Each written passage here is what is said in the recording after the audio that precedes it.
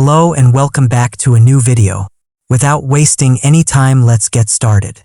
In Florence, the architect Giulio Marengo is captivated by the sight of a young girl whose hair covers her entire body. Intrigued, he calls out to her, and she lifts her head, revealing a remarkably beautiful face. Momentarily disoriented by the unexpected encounter, Giulio gathers himself and inquires about the whereabouts of the gardener. The girl informs him that the gardener can be found on the other side of the garden. Giulio follows her directions and meets the gardener, expressing admiration for the meticulous work done in maintaining the garden. He acknowledges the gardener's efforts in preserving the natural landscape within the garden, appreciating the dedication evident in the overall design. Impressed by a particular statue in the garden, Giulio expresses his desire to purchase it for his client. However, the gardener firmly informs him that none of the garden's elements are available for sale. As they discuss, the girl walks by, bidding farewell to the gardener. Aware of the late hour and the potential difficulty for the girl to catch a bus, Giulio offers to give her a ride down to the house. Despite his suggestion, the girl, Francesca, declines, claiming she has no patience left. After concluding his conversation with the gardener, Giulio heads to his car and drives towards girl. Although he is yet to learn her name, Giulio recognizes her as Francesca. Intrigued by how he identified her despite her using a book to cover her eyes, Giulio insists he can always recognize her. He invites Francesca to join him in the car,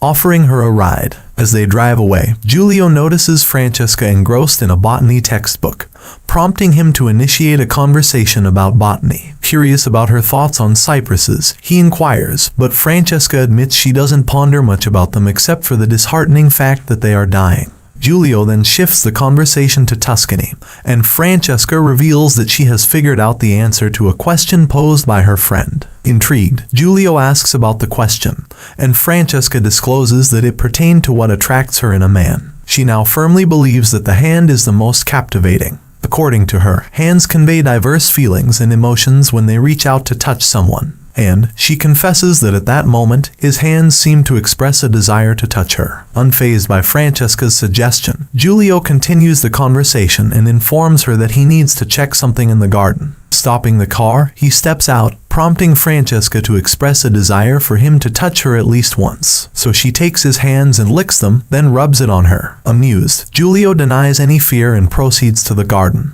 While he is engrossed in a conversation with the gardener's worker, he notices Francesca departing on a bike. Returning to his car, he finds a letter on his seat with her phone number. Once home, Giulio decides to give her a call, identifying himself as the man with the distinctive hands. To his surprise, Francesca's earlier words prove true, marking the beginning of an intriguing connection between them. That night, he is seen at her apartment and they have intimate moments. He watches her sleep. After speaking with Cecilia, Giulio discovers Francesca's name before leaving her house. The following day, he reunites with an old friend who is also an agriculturist. Nostalgic memories resurface as they sit in a bar, catching up on old times. While at the bar, Francesca and her friends arrive, and she walks past Giulio. Intrigued, Giulio stands up to approach her, but she heads to a phone booth where she begins to behave seductively. Giulio can't help but watch her, and his friend notices his familiarity with her. When asked how he knows Francesca, Giulio reveals they met the previous night. So his friend asks him if he remembers Fosca, one of their friends while younger. They walk in four and they walk with Fosca and another lady, Teresa. He remembers Fosca and asks about Teresa too. Shocked by the revelation, Giulio's friend informs him that Teresa,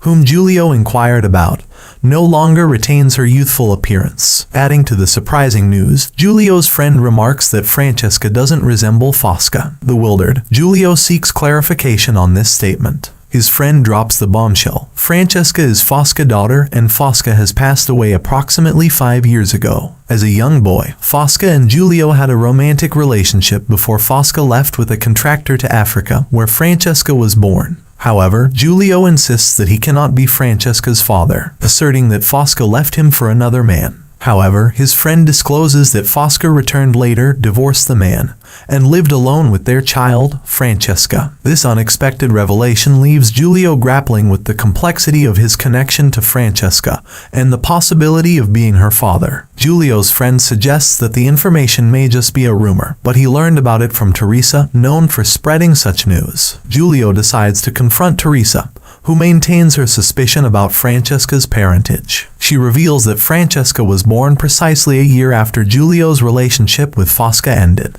Before Fosca left, Teresa asked her if Giulio was the father, and Fosca only responded with a smile. Despite the uncertainty surrounding Francesca's paternity, Giulio continues with his work, delivering the completed garden to its owner. Francesca, filled with exuberance, dances around the garden. When the owner notices her, she inquires if Francesca is Giulio's daughter, introducing an additional layer of complexity and intrigue to Giulio's relationships. Observing Francesca and Giulio together, the woman notices their resemblance and gestures that they look alike. Intrigued and perhaps spurred by this recognition, Giulio decides to deepen his relationship with Francesca. He takes both Francesca and her friend out for dinner. Throughout the evening, Francesca subtly attempts to seduce him with her expressions. However, Francesca eventually signals her friend to leave the dinner, leaving her alone with Giulio. Confused by his avoidance, Francesca questions him about it. Giulio, feeling the need to be honest, reveals that he is married with children. Francesca insists that she's not seeking someone to take care of her. After the dinner, Giulio drops her off at home, but the lingering question of potential paternity continues to weigh heavily on his mind. Returning to Rome late at night, Giulio finds his daughter, Ilaria, missing. Concerned, he questions his wife about Ilaria's whereabouts and the late return. His wife dismisses his worries, stating that Ilaria, being 18, is old enough to make her own decisions. When Ilaria finally arrives, she asserts her independence, urging her father to stop treating her like a child. Disturbed by thoughts of Francesca, Giulio seeks solace in talking to Cecilia the next day. He picks her up from school, and they engage in conversation and play. Cecilia discloses that Francesca doesn't know who her father is. Later, as they play, Francesca arrives and locks herself in a room, visibly upset. Giulio confides in a friend about the affair and reveals that his daughter Ilaria is pregnant and contemplating abortion. Returning to Francesca's room, he discovers her with a guy and insists that she send him away before going home. The following day, Giulio has a conversation with Ilaria,